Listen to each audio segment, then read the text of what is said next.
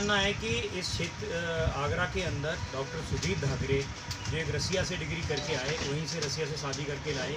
इनके पिताजी basically comrade हैं, कम्युनिस्ट हैं, शहरी नक्सल जिन्हें हम लोग कह सकते हैं आज के समय में शहरी नक्सल हैं। इनके बेटे ने मेरे अस्पताल पर दारू पी करके काफ़ी देर हंगामा किया, उसके फुटेज आप सभी को मैं दूंगा। और 1-1.5 घंटे हंगामा करने के बाद एक महिला से अभद्रता की, मेरे स्टाफ सफाई कर्मचारियों से अभद्रता की। इसके बाद मैंने अपने कर्मचारियों से कहा कि आप पुलिस को फ़ोन करिए। पुलिस आ गई, पुलिस के साथ बदतमीजी की, उसके भी फुटेज मैं आपको दूंगा। इसके बाद पुलिस जब इनको थाने ले जाने लगी तो अपनी गाड़ी जो चालू करके भाग गए। और मैं चूँकि हमारे सफाई कर्मचारियों के साथ बदतमीजी हुई तो सफाई कर्मचारियों ने मुझसे ये कहा कि डॉक्टर साहब हम ऐसे कोई काम नहीं करेंगे, जो कोविड सेंटर है, बड़ी मुश्किल से हमारा स्टाफ काम कर पा रहा है। कोविड के मरीज़ भर्ती हैं, तो उन्होंने मुझे कहा कि हम ऐसे काम नहीं करेंगे। तो मुझे मजबूरन घर से रात को आना पड़ा कि ऐसा ना हो कि ये लोग जो है हमारे सफाई कर्मचारी अस्पताल छोड़ के चले जाएं। जो हमारे बीमार कोरोना से पीड़ित व्यक्ति भर्ती हैं उनमें कोई सफाई में अव्यवस्था हो। मैं रास्ते से आ रहा था, तभी इनकी गाड़ी गई गाड़ी जा रही थी बुरी तेज़ी से निकल के, तो मैं अपने घर लौट के जा रहा था। रास्ते में मेरी गाड़ी को रोक के इनकी पत्नी ने और इन्होंने मुझ पर पहले हमला किया। हमले में इनकी पत्नियों ने हमला किया तो मेरे यहाँ खोसा मारा।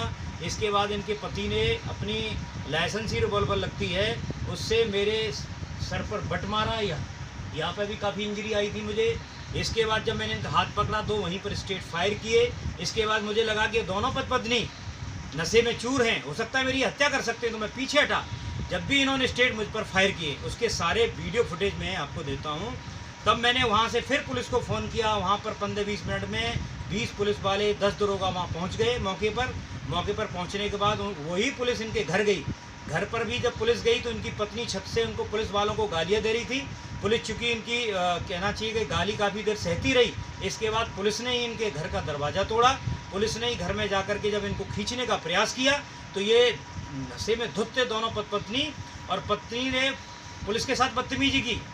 और इनके पति ने, धागरे ने, जो नक्सली है, उसने भी पुलिस के साथ बदतमीजी की। मैं पता लगा कि एक कांस्टेबल का गलावन पकड़ लिया था, तो पुलिस इसे खींच के ला रही थी। सर इसका जो है किसी मैं किवाड़ से टकरा गया, उससे खून बहने लगा। इसकी पत्नी ने अपने कपड़े अंदर फाड़ लिए पुलिस पर आरोप लगाने के लिए।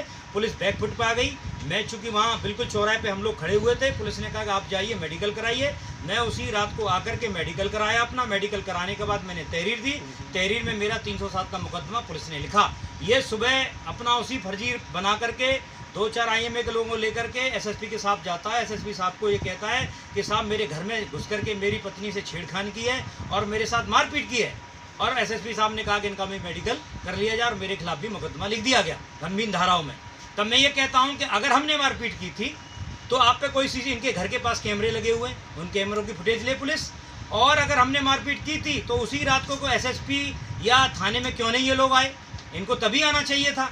ये इसलिए नहीं आए कि ये नशे में धुत थे, और ये उस समय आते तो इनको ये पता लगता कि हम भी नशे में, ये लोग नशे में धुत थे, तो मेडिकल में इनको एल्कोहल मिलती तो इनके खिलाफ और संगीन धाराओं में बनता। ये सुबह अपना पूरा एक घटनाक्रम बना करके फर्जी SSP के साथ पहुंच गए और मेरे खिलाफ मुकदमा लगाया। मैं आपके माध्यम से सभी पत्रकार बंधुओं से कहता हूं कि ये शहरी नक्सली हैं, और हिंदू जागरण मंच का प्रदेश का महामंत्री होने के नाते पूरे प्रदेश के अंदर हमारे कार्यकर्ताओं में बहुत उबाल है। अगर इसको गिरफ्तार नहीं किया गया 11 तारीख को पूरे थाने का घेराव करेंगे। 10 से 11 हज़ार कार्यकर्ता यहाँ पर होगा। इसकी सारी जिम्मेदारी पुलिस प्रशासन की होती। अगर थाने में पुलिस नहीं सुनेगी तो 11 हज़ार कार्यकर्ता उस नक्सली के घर पर जाकर के धरना प्रदर्शन करेगा।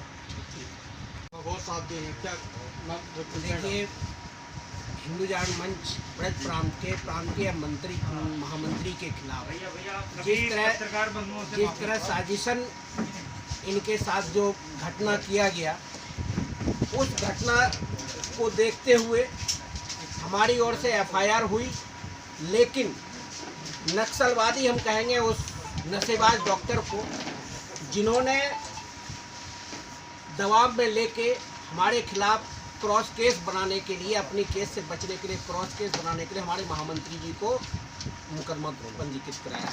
उसको लेकर हिंदू जागरण मंच जिला आगरा, महानगर, जितने 7 आयाम हैं हमारे, सारे आयाम मिलके 10,000 से 12,000 कार्यकर्ताओं के साथ न्यू आगरा थाने का घेराव 11 तारीख को संडे को करने जा रही है।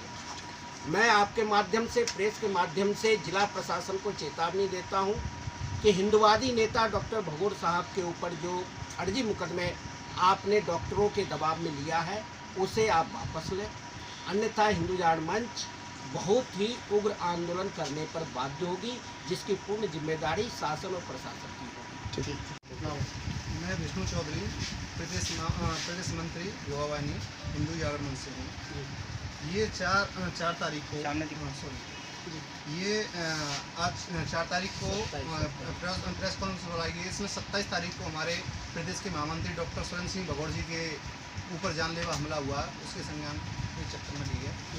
मैं बताना चाहता हूँ कि एक नक्सलवादी और वामपंथी व्यक्ति है सुधीर धाकरे डॉक्टर है, जो डॉक्टर साहब के समीप ही उसका एक अपना रिसर्च सेंटर है जिसमें वो जांच वगैरह करता है, तो वो भी उसका बंद पड़ा हुआ है। वो बहुत ही ज़्यादा नशेबाज व्यक्ति है, जिसने अपनी गाड़ी लाके डॉक्टर साहब के गेट के सामने, हॉस्पिटल के सामने रात को करीब 10 बजे आड़ी लगा दी। जब कोई भी रास्ता राहगीर निकल रहा है तो उससे बदतमीजी कर रहा है, और कोई भी अपना कर्मचारी निकल रहा है हॉस्पिटल का तो उनसे गाली गलौज करता है। उसके बाद में जब डॉक्टर साहब को खबर की जाती है, डॉक्टर साहब ने फ़ोन पे बात की कि डॉक्टर साहब ये किस तरीके की घटना कर रहे हो, आप क्या कर रहे हो, तो डॉक्टर साहब से गाली गलौज करता है। तो 100 नंबर पर तुरंत पुलिस को सूचना दी गई, पुलिस आई तो पुलिस से ही बदतमीजी करता है। पुलिस ने जब उसे अरेस्ट करने की कोशिश की तो अपनी गाड़ी लेके भाग गया। डॉक्टर साहब का आवास भगोड़ साहब का दयालबाग में पड़ता है और इसका निवास है हीराबाग में है। तो रास्ते में आपस में एक दूसरे आमने सामने आ गए। डॉक्टर साहब ने इससे बात करने की कोशिश की तो अपनी गाड़ी लेके भागा, और इसका थोड़ी देर बाद ही 5 मिनट बाद आता है अपनी पत्नी के साथ में रिवॉल्वर लेके, जिसको इसकी पत्नी रसिया की रहने वाली है, जो कि दोनों धुत नशे में थे। फुल नशे में आते ही डॉक्टर साहब के ऊपर इसकी बीवी हमला करती है। डॉक्टर साहब जो कि एक जिम्मेदार पद पे हैं, तो इस चीज़ को देख के घबरा गए कि एक महिला मेरे ऊपर हमला कर रही है। डॉक्टर साहब ने उसके ऊपर कोई भी उल्टी कार्रवाई नहीं की। तुरंत डॉक्टर साहब ने समझाने की कोशिश की तो इतने में इसने धाकरे ने आके और डॉक्टर साहब के यहाँ पे सिर पे रिवॉल्वर मार दी, इससे डॉक्टर साहब के ब्लड निकलने लग गया, और उसने 2-3 गोलियां चलाई डॉक्टर साहब के ऊपर, तो डॉक्टर साहब ने ऊपर उठा दिया, जिसका वीडियो हम आपको अभी पर्याप्त करा देंगे। और उसके बाद में डॉक्टर साहब जब वहाँ से जाते हैं तो 2 डायरेक्ट फायर करता है डॉक्टर साहब के ऊपर। पुलिस ने दोनों तरफ से मुकदमे दर्ज किए हैं जी। अब हिंदू जागरण मंच का क्या स्टैंड रहेगा इस पूरे मामले को लेकर? हमने तय किया है कि 11 तारीख को रविवार को समय 12 बजे के करीब में हमारा रहेगा इसमें कि हमारे 10,000 कार्यकर्ता जो ज़िले से होंगे, प्रांत से होंगे, इकट्ठा होके, और पुलिस की जो अभी तक कार्रवाई कार्यशैली है जिस तरीके से वो करते आ रहे हैं, उसके खिलाफ हमें ये कार्रवाई करनी है।